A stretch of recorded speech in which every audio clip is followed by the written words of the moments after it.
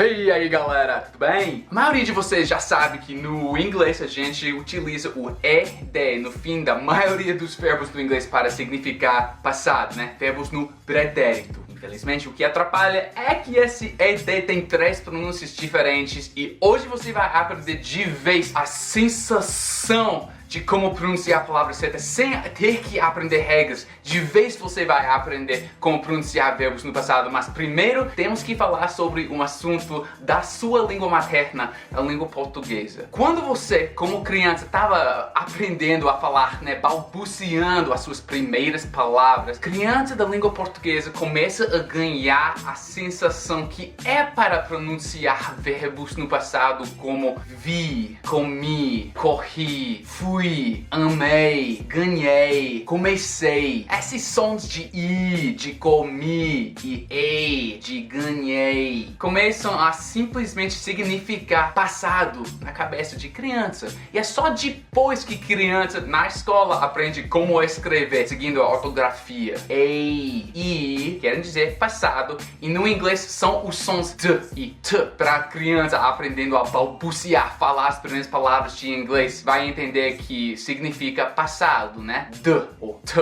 D. Ah, já aconteceu. T. Ah, ok, já aconteceu. It already happened in the past. Só falando esses sons eu tenho o sentido de alguma coisa que já aconteceu. Interessante como isso acontece na língua falada, eu adoro. Mas tá bom, na minha língua materna, infelizmente, hoje em dia, inglês escolheu a escrever quase todos os verbos no passado com ED. E não importava, ainda não importa se tiver som de T ou D, vai ser ED no fim dos verbos no pretérito, com algumas exceções, mas as 3 pronúncias são, primeiro o som de D, da letra D, numa sílaba extra. Por exemplo, o verbo wait no passado torna-se waited, waited, 2 sílabas. A segunda pronúncia é o som de D sem sílaba extra. Por exemplo, rain. No passado, quando colocar o ED, torna-se rained. Uma sílaba só, mas agora com o som do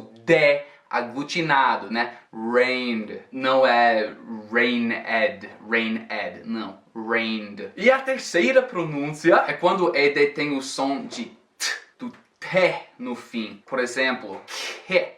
Quando colocar o ED, torna-se kicked. Numa sílaba só, mais uma vez, como o exemplo anterior. Não é kicked, não é kick-it, é kicked. Kicked, dentro da mesma sílaba, né? Kicked. Com certeza uma grande parte do clássico sotaque brasileiro no inglês. E é difícil porque essa sílaba extra, como no primeiro caso que eu acabei de mostrar, só aparece em talvez 10% dos verbos do inglês, né? Os outros 90% você vai ter que se lembrar que é para só dizer uma sílaba. Você tem que lembrar também qual sílaba é. Mas é mais simples do que só se lembrar e pensar numa regra. Literalmente, às vezes falando com brasileiro, eu consigo, ver a linha de pensamento, pensando nessas regras bem duro durante a conversa que demora muito tempo. A propósito, linha de pensamento é train of thought em inglês. I can see their train of thought.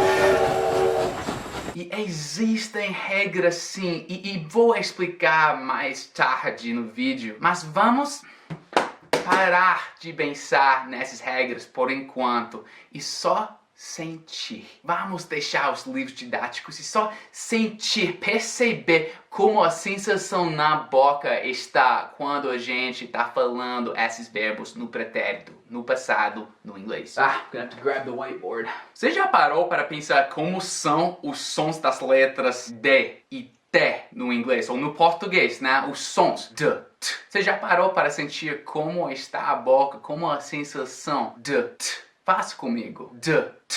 A boca tá fazendo o mesmo formato, né? Você nem tem que mudar a garganta, o formato da garganta, né? É só D, T. No mesmo formato, a única diferença sendo que dá para sentir a vibração da garganta com D e com T, não. D, T, D, T. Dizemos que o D é vocalizado, enquanto o T é uma letra não vocalizada. E com qualquer letra que seja vocalizada, dá para sentir aquela vibração da garganta, né? D, D, D. Na verdade, existem muitos exemplos de pares de letras assim, que quando a boca não muda, é só vibrar ou não. G e K. G, K, G, K. V e F. V, F, V, F. Dá para sentir isso, né? Não vibra enquanto você pronuncia F, F, F. E mais um exemplo, porque tem vários. B e P. B, P, B, P.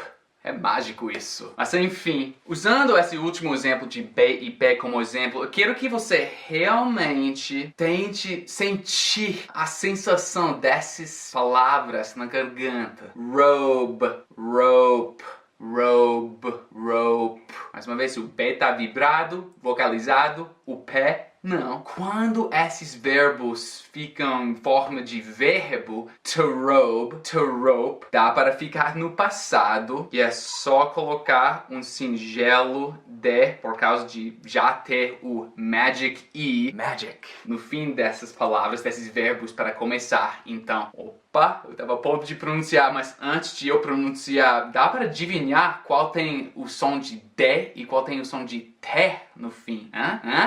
Essa primeira palavra fica robed, uma sílaba e com som de D no fim. Robed. E a outra palavra aqui, outro verbo no passado, roped. Mais uma vez, uma sílaba, mas com som de T no fim. Robed, roped, roped. Não dá para sentir vibração nenhuma. Roped. Com essa última, né? Roped. Faça comigo. Roped. Você sabe realmente o porquê. Eu sempre falo isso, mas nativo da língua inglesa, falante da língua inglesa, é preguiçoso. A gente não quer muito trabalho, que a boca precisar fazer muito trabalho enquanto a gente fala. A boca tá preguiçosa. E o ato de vibrar as cordas vocais é trabalho. Pequeno trabalho, mas é trabalho vibrar a garganta assim. E nessa segunda palavra de roped, a gente não vibra as cordas vocais para pronunciar o P, rope. E já que não estão vibrando, por que vibrar de novo, tentar pronunciar um D? Nada disso. A boca vai permanecer preguiçosa sem começar a vibrar, sem ter que vibrar. E aí o D vai ficar o T, que é o mesmo formato da boca, lembra? D, T, mas sem vibração. E aí, rope.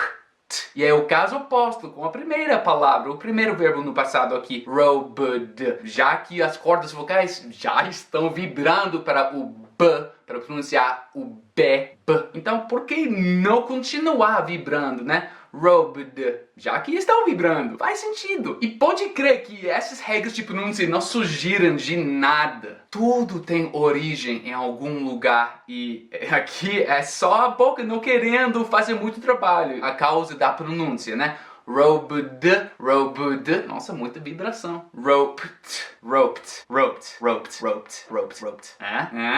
Vira automático mesmo. Mais uma vez, depois de letra vocalizada, o D tá vocalizada e sem vocalização, o D vira T. E que é um T se não um D não vocalizado? A fala vem primeiro, a ortografia segundo. E a única exceção de quando o ED vai virar uma sílaba nova, como eu mencionei antes, é quando o verbo que você quer colocar no passado já termina com som de O, D ou T. Por exemplo, wait já termina com som de T, T, wait. Então, se quiser colocar o ED no fim, ok, seguindo essas regras, o T não está vocalizado, então wait, t, isso não dá, né? Tentar pronunciar o som de T depois de outro som de T. Wait, t, t, t, t, t, t. Não é muito trabalho pronunciar dois T's rápido em seguida. E é por causa disso que está adicionado uma sílaba extra de todo verbo que termina em som de O, T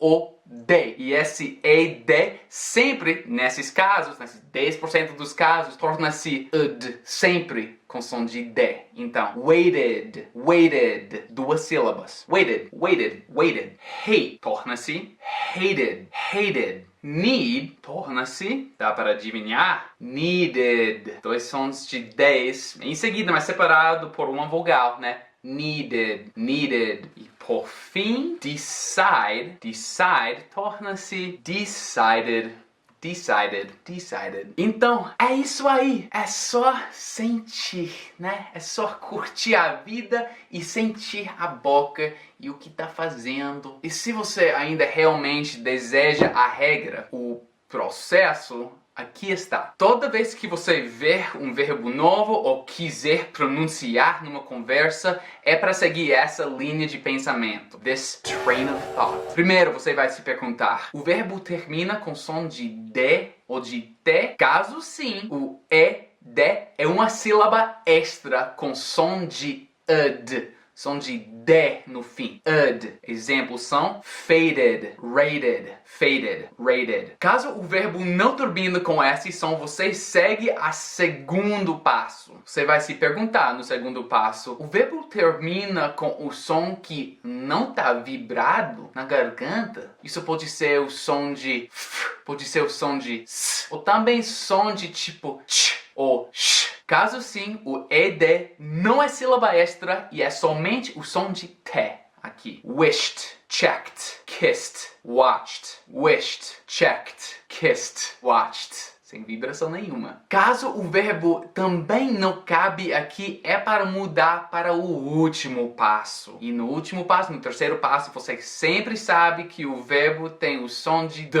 Mais uma vez, uma sílaba só. Na verdade, no segundo passo e terceiro passo, não é sílaba extra. O ED no terceiro passo tem som de D. D. Com os demais letras, né? O resto das letras. O resto das sons, na verdade, na fim do verbo. Sneezed, cleaned, shared, played. Sneezed, cleaned, shared, played. Muita vibração. A intuição disso não vem da noite pro dia. Né? Criança aprende isso ao longo de vários anos de ouvir e balbuciar. Também você vai ganhar essa intuição, essa sensação da boca de o que é certa, como a pronúncia é certa, através de estudar e de treinar, de praticar verbos assim. Por causa disso, eu queria que você praticasse. Eu coloquei muitos exemplos desses verbos no aplicativo Quizlet, de graça, no baralho de vocabulário para você estudar. Eu faço isso muito aqui no canal, mas esse baralho é muito legal. Eu te dou o verbo simples e aí você tem que adivinhar como é que você vai pronunciar o ED quando está aglutinado como um verbo no passado. Accepted. O baralho tem a minha voz. Também dá para estudar usando jogos, fazendo um exame, né, um teste. Você também pode usar como uma referência para o futuro. Eu amo o Quizlet porque é de graça, que quer dizer todo mundo, como o YouTube, pode usar, né, no celular, no laptop funciona, no notebook eu aprendi no Brasil. Enfim, espero que gostem e espero também que até que enfim você vai dominar essa regrinha que não tem que ser uma regrinha no inglês, pode ser uma sensação mesmo. É maravilhoso poder falar outra língua estrangeira e é parte da minha língua materna que amo e nunca percebi antes de começar a ensinar para brasileiros. Então, por causa disso, eu aprendi muito sobre a minha língua materna. Muito obrigado a vocês. Estamos juntos. I'm glad you watched this video. I hope it was something that you needed and learned. And that's it. Peace.